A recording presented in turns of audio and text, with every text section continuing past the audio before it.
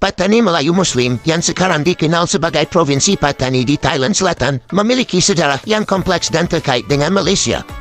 Berikut ini adalah beberapa alasan mengapa Patani Melayu tidak masuk menjadi negeri bagian Malaysia sehingga tak mungkin mencaploknya. Faktor sejarah. 1.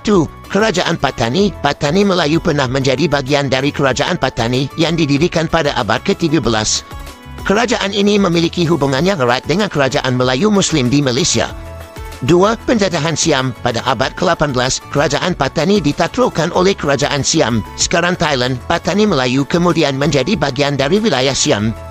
3. Perjanjian Inggris-Siam. Pada tahun 1909, Inggris dan Siam menandatangani Perjanjian Inggris-Siam yang menetapkan batas-batas wilayah antara Malaysia dan Thailand. Patani Melayu tetap menjadi bagian dari Thailand. Faktor politik. 1. Kebijakan pemerintah Thailand. Pemerintah Thailand memiliki kebijakan untuk mempertahankan wilayah Patani Melayu sebagai bagian dari Thailand.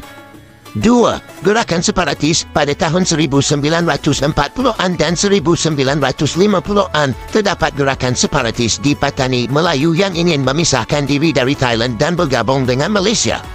Namun, gerakan ini tidak berhasil. 3. Kerjasama bilateral. Malaysia dan Thailand memiliki kerjasama bilateral yang erat, termasuk dalam bidang ekonomi, keamanan, dan budaya. Kedua negara tidak ingin memperburuk hubungan bilateral mereka dengan memperdebatkan status Patani Melayu. 4. Kestabilan kawasan. Malaysia ingin menjaga kestabilan kawasan dan tidak ingin menciptakan konflik baru dengan Thailand. 5. Prinsip non-interferensi. Malaysia berpegang pada prinsip non-interferensi dalam urusan dalam negeri negara lain, termasuk Thailand.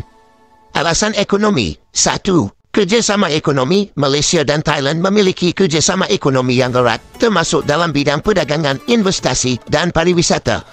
Kedua negara tidak ingin memperburuk hubungan ekonomi mereka dengan memperdebatkan status Patani.